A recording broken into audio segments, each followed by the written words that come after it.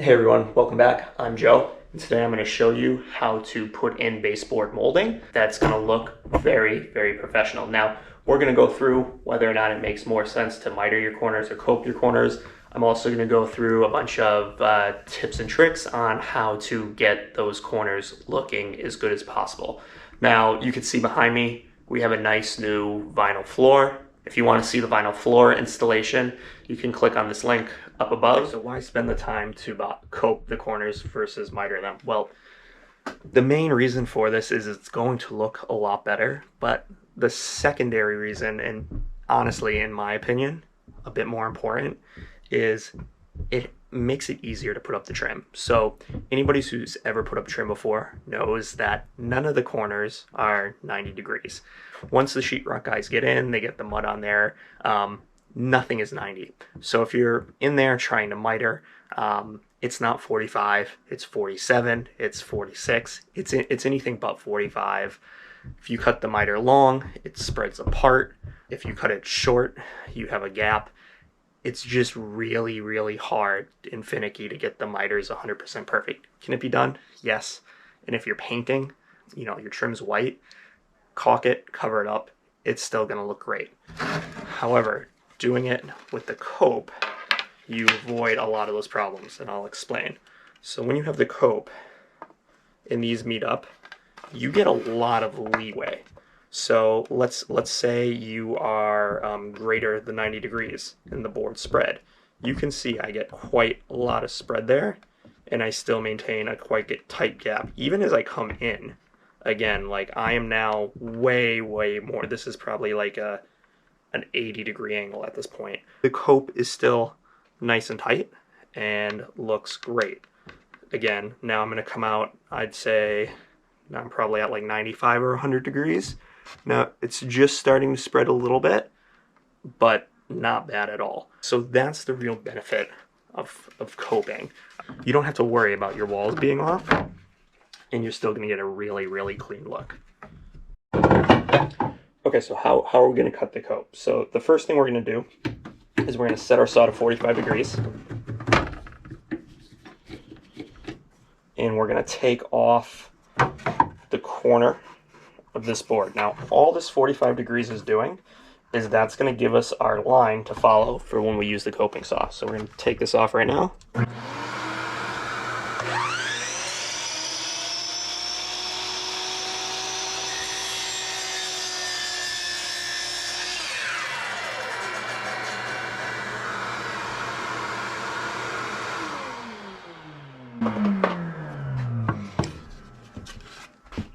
Okay, so we have our 45 degree, and you can now see we have a line that we can trace with the coping saw.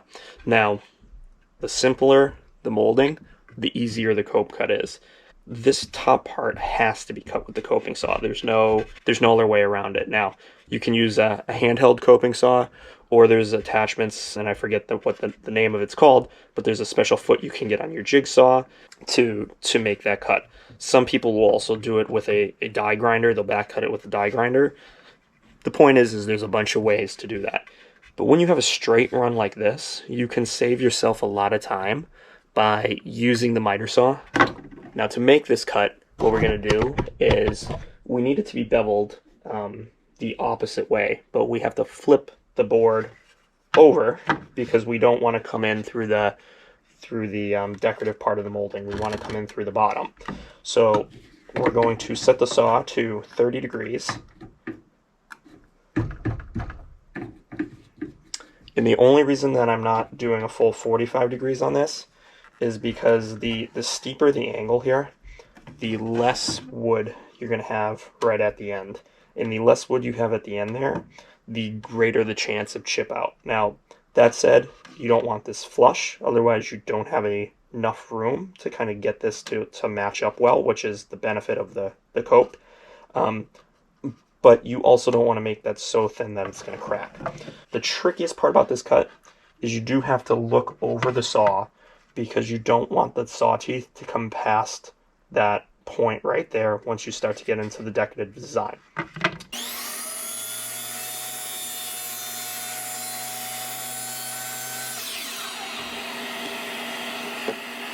So there you can see I used the miter saw at 30 degrees to cut out the straight part. So that means all I have left to cope is this tiny little piece up top. Okay, now as far as the coping goes, it's actually really simple. I'm just going to be using, and I have 2 of these, I'm going to be using one of these handheld coping saws.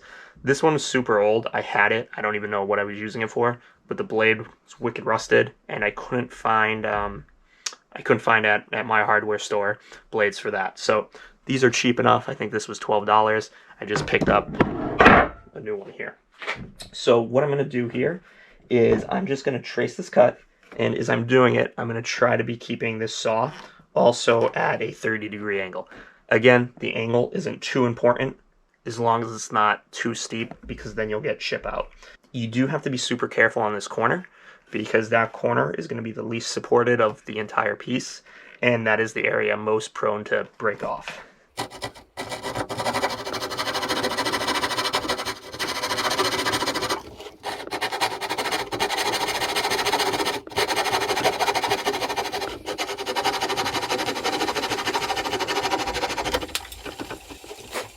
All right, with that cut off like that, you can see I held pretty close to the 30-degree angle.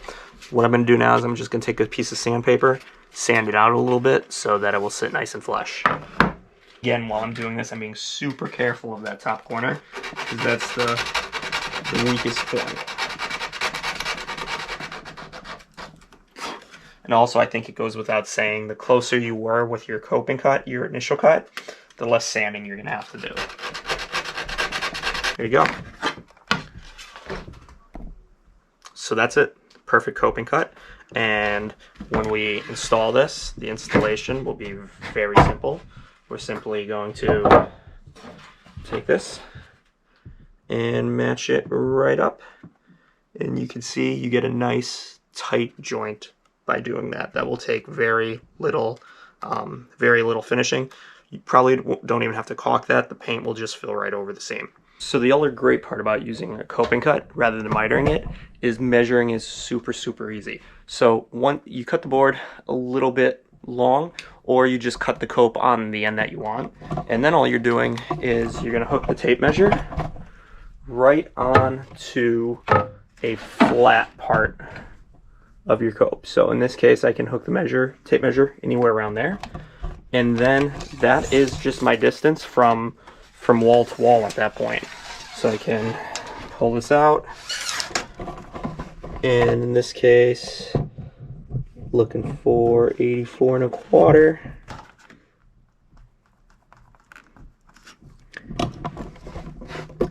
And that will just be a 90-degree cut right there, and then I'm good to go.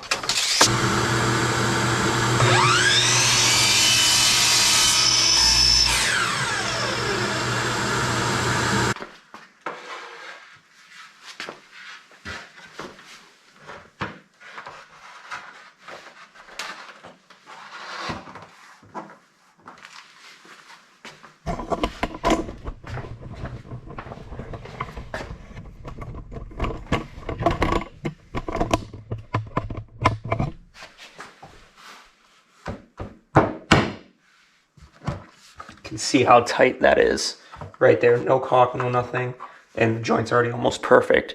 You really wouldn't even need to caulk that. You could just touch up paint over it, and frankly, in this corner, that's what I'm going to do. The caulk will just make more of a mess, and that's good to go. We now have to go from a coped corner to an outside. That's going to be at a 45 miter. And the other problem we have here, I don't know how easy it is to tell, but I wasn't paying super great attention when I was putting in the floor on this spot right here. In the gap, while it's the proper size here, again, because of how the sheetrock is, and you can actually quite see the bow in the wall right there. The gap gets too large over there. Now, I could do 2 things. I can either put the molding right in like that, kind of splitting the difference, and caulk the top and caulk the bottom, or I could come out, shim this out a little bit, put the molding right like that, have a nice clean line on the bottom, and only caulk the top. In this case, what I'm going to do is I'm going to go ahead and I'm going to pull the board out like this, and I'll put a shim back there so when I nail it doesn't get pushed back, and then I'll caulk the top. The reason why I'm going to do that is that's going to help me out, since it's such a short piece, on this outside corner with the miter. Now, this is right where, let me get the board right where I want it, and then I'm just going to take my pencil lines here. I'm just going to mark the back, and that's going to give me the inside of the miter that I need right there. So I know that's exactly the perfect length. Now, you can kind of see the line's already a little crooked because the wall flares out at the bottom here. When I'm cutting this, my target's going to be the bottom because the bottom's the widest. And if I targeted the top, what's going to end up happening is the bottom's going to get pushed out, and my miter down on the bottom here is going to be split wide. If I target the bottom, my miter is going to come together perfect. I'll have a little gap up on the top, but I'll caulk that to make that go away. So I'm going to go ahead and make this cut now and get some shims to get this piece on the wall. So with my miter cut, you can see that my miter is perfectly flush at the bottom. Sticks out a little bit proud on the top, but as I said, that's not going to be a problem. So the next thing we're going to do is we're going to measure from our door casing to the outside edge of our baseboard here, and we're getting 8 9/16. So I'll go ahead and I'll cut a piece at 8 9/16, mirroring the same angle that's over here, which ended up being 46 and a half, I think it was. Okay, so we went ahead and we cut our other piece there. The 45 lines up really nicely, and that brings me to our next tip, which is going to be get yourself some super glue. So in order to keep these corners nice and crisp, you'll notice I didn't nail either of these to the wall yet. The reason for that is the next thing I'm going to do is I'm going to super glue these two corners together so I get a nice crisp edge, and then I'm going to nail these to the wall. So I'll do that right now.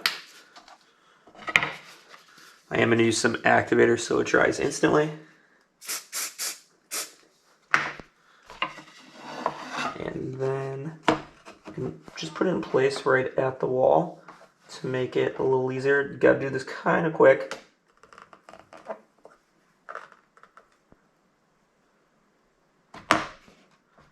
Okay, so you see we already got it together there. We have a nice crisp seam. And then we'll go ahead and we'll get this nailed to the wall.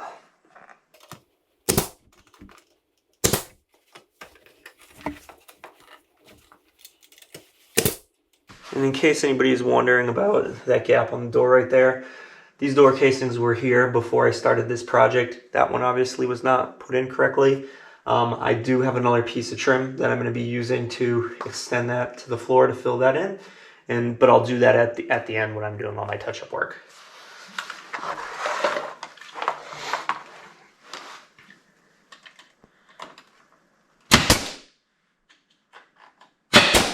Alright, so I know that looks a little bit sloppy right now, but trust me, a little bit of caulk to fill that in, and that is going to look amazing. Now, I could have chased this, I could have got that totally flush against the wall, had a little bend in there, but since this is painted and I'm caulking anyways, it is quicker to attack it with the caulk. Eventually, you're going to run into a wall where you have no choice and you have to splice two pieces of baseboard together. The easiest way to do this is to simply cut a 45 on each piece of baseboard and then overlap them and nail them to the wall. The important part here, though, is that wherever you land that splice, you do want to land it right over a stud so that you have a secure place to nail to. So the last secret to great baseboard trim is caulking. Now you're going to want to caulk both the top and bottom seams, and that's really going to give you the final finish, and that will cover up any imperfections that you might have had as you went along. Now, I got to be honest, I'm not all that great at caulking. That is, at least until I watched this video that I'll link up above, to the funny Carpenter, and his tips and tricks really made a difference and made this a lot easier than it's ever been for me in the past. So go ahead and check that out. And that's the end of this video, everyone. Thanks for watching, and if you haven't already, please consider subscribing.